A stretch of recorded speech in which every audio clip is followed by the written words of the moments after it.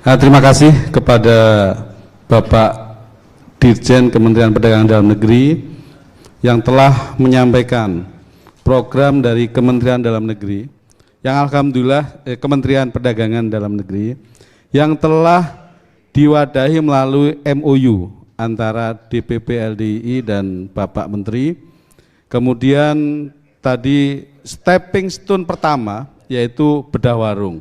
Tapi tidak berhenti sampai di situ saja, ya. Bahkan tadi sampai ada pengembangan marketnya melalui point of sale, aplikasi, jualan pulsa dan lain-lain. Kemudian ditambah lagi sampai bantuan packaging bahkan pendampingan. Jadi tidak hanya berhenti di program bedah warung saja. Tapi step pertama yang perlu kita lakukan adalah bagaimana DPD-DPD bisa merapat ke dinas perdagangan yang ada di kabupaten kota untuk bisa berkolaborasi menindaklanjuti MOU antara DPP LDI dan Kementerian Perdagangan. Sehingga step pertama yaitu bedah warung bisa dilaksanakan, ya, bisa terjalin, bisa terjadi di tiap-tiap DPD kabupaten. Adapun agenda selanjutnya yaitu sharing session dari Ketua DPD LDI Kabupaten Klaten, Bapak Dr. Anies Haji Sarjono, MTP, yang mana bagaimana beliau berproses, beliau berproses untuk bertemu dengan DPD Dinas Perdagangan Kabupaten Klaten, bagaimana prosesnya, kendalanya akan beliau sampaikan di session ini, sehingga teman-teman dari DPD-DPD yang lain atau DPW yang lain ini bisa kita belajar bersama di sini, ya. Insyaallah waktu dan tempat kami persilakan kepada Bapak Sarjono. Silakan untuk menyampaikan sharing sessionnya.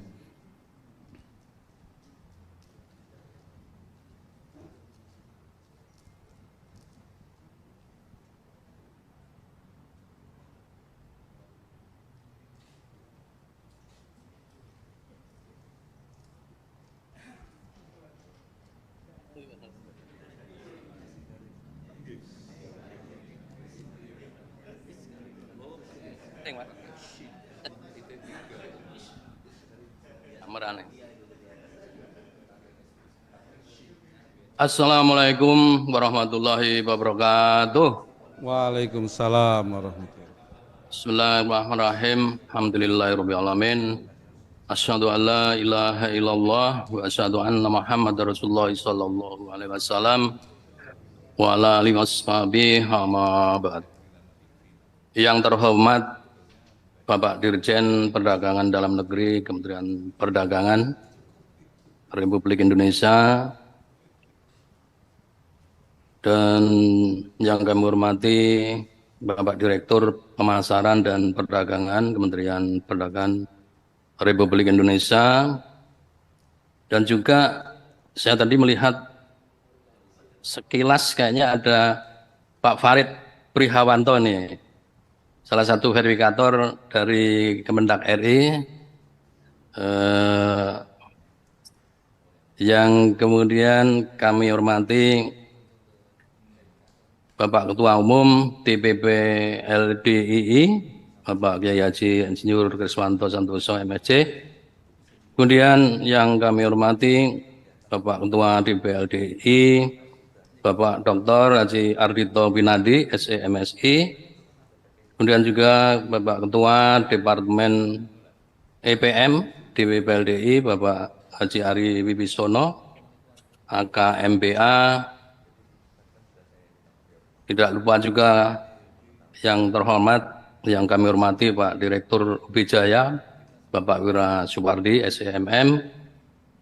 Kemudian Bapak Ketua DPP LDI, yang sekaligus Ketua DPW LDI Provinsi Jawa Tengah. Bapak Ibu yang hadir pada acara webinar kapasitas UB dan warung warga yang tidak bisa kami sebutkan namanya satu persatu. Mohon maaf, ini kami akan menyampaikan pengalaman yang mungkin nanti akan bisa digunakan untuk calon penerima bantuan yang lain supaya lebih sukses daripada yang Klaten. Ya nih. Yang pertama kita lihat dulu kriterianya, kriteria warung yang mau diperbantukan ini. Kriterianya itu seperti apa nih? Ini supaya nanti bisa sukses semua. Yang pertama kita harus melihat lahan dan bangunan warung yang merupakan milik sendiri, dibuktikan dengan dokumen yang sah berupa sertifikat hak milik atau sertifikat hak bangunan.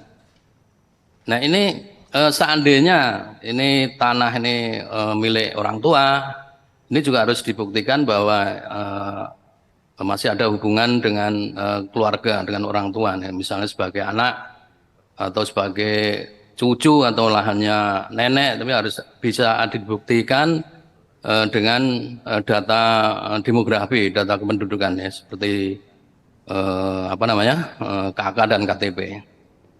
Kemudian misalnya tanah ini merupakan milik yayasan, kita juga harus bisa membuktikan bahwa tanah ini sudah diserahkan gitu ya, sudah diserahkan. Jadi prosesnya kita begitu. Lanjut yang kedua, bangunan berbentuk permanen ya. Ini bentuknya sudah permanen, tidak bisa hanya di emperan atau bentuk gerobak dan sebagainya. Nah ini salah satu contoh yang ditayangkan ini adalah sudah masuk di bangunan permanen. Permanen sudah semuanya sudah fisik ya. Bija juga semi permanen. Sebenarnya semi permanen itu juga artinya dari segi keselamatan barang-barang dan sebagainya itu sudah aman. Kemudian yang ketiga, memiliki jaringan listrik. Nah, ini pengalaman kami di lapangan, ya diusahakan minimal paling tidak itu punya daya 900 watt ya. 900 watt sehingga ini yang ada nanti di terakhir akan saya sampaikan barang-barang bantuan apa ini. Nah, ini salah satunya itu saya sebutkan langsung nanti showcase itu. Showcase itu makan daya listrik yang agak banyak sehingga kalau dayanya itu 450 watt ini kemungkinan nanti nggak dapat nanti. Ini mohon maaf ini kita buka aja nih. 4. Memiliki luas bangunan paling sedikit 9 meter persegi dan paling luas 30 meter persegi. Nah ini juga sangat penting ya, sangat penting untuk cermati, tidak boleh ini menyepelekan ya, meremehkan luas bangunan ini karena sudah sesuai dengan juknisnya memang seperti itu. Jadi kalau kurang dari 9 meter atau melebihi dari 30 meter tentunya akan menghindari kalau misalnya kita di reject sama vergatornya, ditolak ya. Yang kelima adalah menjual produk makanan, minuman, peralatan, keperluan rumah tangga dan barang kebutuhan pokok yang aman dikonsumsi konsumen. Nah ini, jadi barang-barangnya itu yang sudah jelas ya. Ini barang kelontong, jadi dagangannya juga harus jelas sesuai dengan kebutuhan pokok yang akan dikonsumsi oleh konsumen. Kemudian nomor 6, tidak menjual minuman beralkohol, bahan berbahaya dan produk lainnya yang dilarang untuk diperdagangkan. Nah ini minuman keras dan sebagainya tidak boleh. Nah ini sengaja kami tayangkan ada fenomena di lapangan ya teman-teman. Ini walaupun toko kelontong itu ada juga warung yang punya sambilan lain seperti sayur dan kemudian juga jual bensin dia, tapi menggunakan botol bekas minuman keras karena bentuknya yang bagus itu untuk menarik pembeli, ternyata ada motivasi khusus. Nah, ini bukan jual miras tapi ini wadahnya itu bekas miras. Nah ini sudah apa namanya, kami juga kaget, loh ini kok botolnya botol miras. Nah ternyata saya tanya, enggak Pak, itu jual bensin Pak. Wah, itu menarik warga. Nah ini termasuk inovasi nih ya. Saya kira juga tidak masalah ini kita ambil barangnya. Terus, nah kemudian kita harus cermati juga omset kita ya, omset warung itu berapa? Rata-rata itu ada ketentuannya yaitu 100.000 sampai 2 juta per hari. Ini sangat penting, jangan sampai apa namanya, yang sifatnya itu warung itu ya sebetulnya skalanya kecil, tapi kalau 100.000 ini menjadi kriteria yang sudah ditentukan. Dan juga misalnya omsetnya sudah lebih dari 2 juta, ya itu ya di luar kriteria, ya mungkin itu sudah dianggap warung yang sudah mampu, tidak perlu dibantu dan sebagainya. Nah ini kita harus cermat, kriteria ini benar-benar kita harus mencermati. Nah sebelum, kalau kriterianya sudah oke, sudah kita cermati, sudah semuanya sudah oke, baru kita menginjak kepada administrasi ya. Kebutuhan administrasi yang diperlukan itu apa administrasinya itu. Next. Nah ini kelemahan administrasinya yang perlu dilengkapi. Yang pertama adalah nama pemilik toko warung sesuai dengan KTP. Nah ini nanti akan dilampirkan di dalam proposal kita. Dalam proposal kita ini kita lampirkan. Jadi nama ini sangat penting. Nama pemilik toko itu harus sama dengan yang ada di KTP. Jangan sampai di proposal itu namanya si Joko misalnya kan. Ternyata setelah dicek ternyata bukan Joko lah, ini harus kita hindari itu ya, tidak valid namanya. Kemudian lampiran KTP pemilik warung, nah, ini dilampirkan nanti. Pada saat verifikator mengecek ke lokasi itu selalu ditanyakan. Yang KTP yang asli ini kemungkinan juga untuk mengecek kebenaran ya, kebenaran data. Yang ketiga, lampiran dokumen bukti kepemilikan atau penguasaan lahan. Ini yang dibuktikan dengan cukup dengan fotokopi ya, dengan fotokopi sertifikat, fotokopi sertifikat. Kemudian memiliki nomor induk berusaha. Nah ini yang jadi kendala ini. Ini yang pertama itu rata-rata kalau namanya warung-warung di kampung, di desa itu nggak tahu ini NIB itu apa. Nah, kita jelaskan. NIB.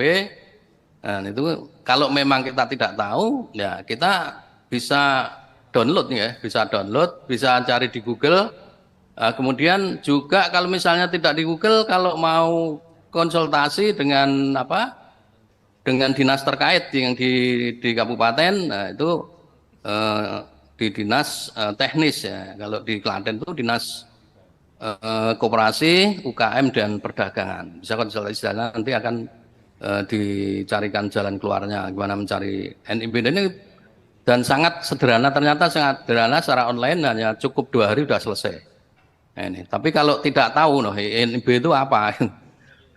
Nomor 5, alamat lengkap warung, ini sangat penting karena memang yang akan dicek itu alamatnya di mana. Nah, ini kalau alamatnya nggak jelas ya mungkin kalau verifikatornya nggak sabar ya udah tinggal gitu. Ini alamat warungnya harus jelas. Ya, alhamdulillah untuk di Klaten ini kami selalu dampingi karena ini merupakan satu pilot project ya, project yang benar-benar pertama perhatian pemerintah kepada warga kita, warga LDI khususnya. Jadi kami meluangkan waktu benar-benar untuk konsentrasi mendampingi tim dan bukannya mendampingi, menyiapkan administrasi dan sebagainya bersama teman-teman di LDI, di DPD LDI. Yang keenam, titik koordinat lokasi warung. Ini juga harus jelas. Pengurus DPD ini harus juga aktif membantu.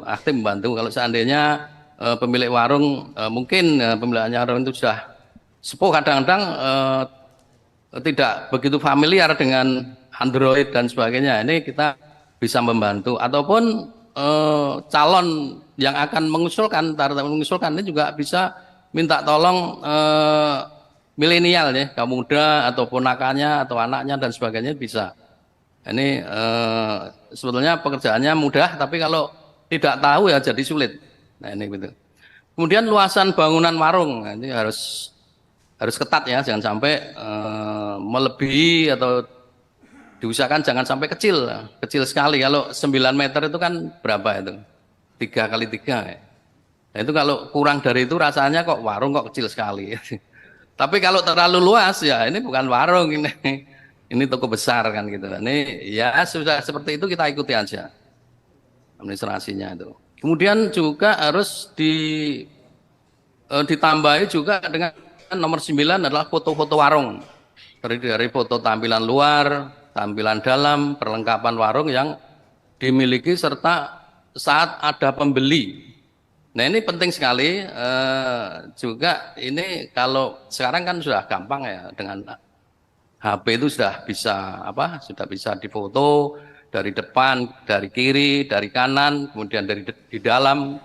Jadi itu penting nanti disimpan kemudian akan ada manfaatnya nanti kalau sudah dapat kemudian setelah itu tampilan berikutnya gimana kalau sesudah dapat ini kayak seperti apa gitu ya. Ini yang sebelum dapat ini tampilannya seperti ini ya. Dan nanti sudah dapat ternyata setelah ada ini tampilannya begini gitu. Jadi begitu jangan jadi. Kemudian itu tadi formatnya itu ya, belangkonya itu nanti bisa diminta oleh di panitia DPP ya, DPP yang mendang ini. Kemudian setelah itu selesai semua, setelah selesai itu ya sudah terpenuhi. Nah ini saatnya kita untuk melanjutkan menyampaikan data-data ini ke siapa kan gitu. Nah ini yang paling penting adalah yang ini proses persetujuan ya, persetujuan bantuan warung rakyat. Yang pertama setelah forum proposal lengkap terisi, selanjutnya meminta persetujuan kepada Kepala Dinas Perdagangan, Koperasi, dan UMKM Kabupaten setempat. Nah ini sangat penting DPD atau pengurus lainnya apabila ada yang sudah kenal dengan dinas itu akan lebih memudahkan. Karena terus terang aja seperti saya ini pernah juga di pemerintahan ya di kabupaten di Klaten ini. Kadang-kadang kalau bawa proposal itu kadang-kadang kantor tuh alergi. Jadi kalau misalnya kita tidak bisa menjelaskan, tidak bisa komunikasi, koordinasi, wah itu gak resah nanti mau minta bantuan itu kan itu biasanya seperti itu. Nah ini jadi akan lebih baik kalau misalnya pengurus DPD ada yang kenal dengan Pak Kepala Dinas atau Kepala Bidang atau stafnya itu akan lebih bagus, Kebetulan untuk di Klaten ini kami kan ya sudah banyak yang kenal karena kami juga pernah bekerja di Bapeda, di Ulada, jadi banyak yang kenal. Termasuk yang pendamping kemarin di lapangan itu teman satu tim dulu, dua-duanya satu, jadi nggak ada masalah. Kita maksudnya mudah mengkomunikasikan tujuannya apa itu mudah dipahami dan dia percaya begitu. Oh Pak Sarjono sini kita kita bantu gitu. Kemudian untuk nomor 2 mengirimkan proposal yang sudah disetujui. Nah ini kita memberikan pengertian kepada Bapak Kepala Dinas ya melalui stafnya bahwa kita ada MOU antara Menteri Perdagangan dengan DPP LDI. Ini kita ceritakan kemarin ada acara Rakernas di Jakarta tanggal 7 sampai 9 ya kebetulan Bapak Menteri itu langsung membuat bantuan UMKM untuk warga LDI. Nah ini Pak ceritanya sambil kita membawa fotokopi MOU-nya itu. Jangan sampai dikira kita bohong, kita lampirkan itu langsung percaya. Karena kita sudah kenal, Pak Sarjono, sudah baik dengan waktunya dipercepat dikit. Kemudian ketiga, dipercepat ya, dikit. Kementerian Perdagangan melakukan survei. Nah, selanjutnya setelah kita data sudah ditandatangani, proposal tanda tangani, maka kita ajukan ke kementerian melalui tim DPP. Nah, alhamdulillah setelah itu apa namanya? Oh ya maaf, ini setelah disurvei tadi apa namanya? Tim menentukan mana yang lolos dan mana yang tidak gitu ya. Nah, kemudian tim dari Perindak apa namanya Kementerian Perdagangan menunjuk salah satu vendor untuk melaksanakan bantuan ini. Jadi itu yang saya ketahui seperti itu. Nah, kemudian bantuan apa, jenis bantuan apa yang akan diberikan? Nah, ini yang pertama adalah rak minimarket, kemudian pelang papan nama, kemudian yang ketiga mesin pendingin atau showcase, yang kemudian yang nomor 4 etalase kaca, kemudian 5 rak galon dan atau 6 meja kursi lipat serbaguna. Nah, inilah Bapak Ibu sekalian yang kami hormati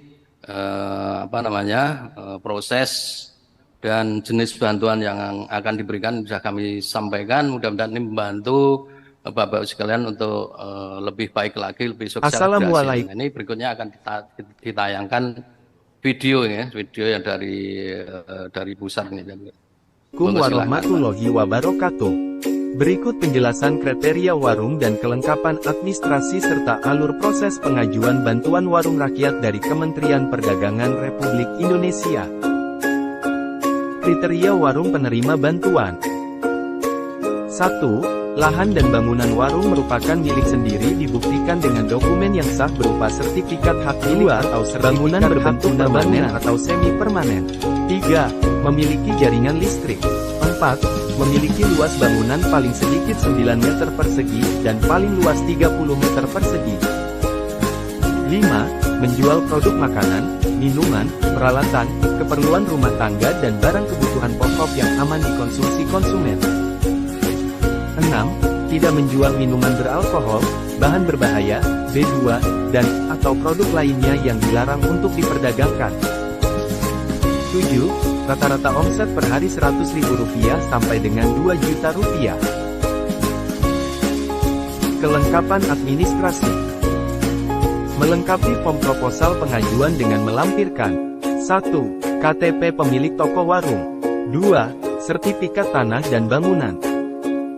3. Nomor induk berusaha, NIB. 4.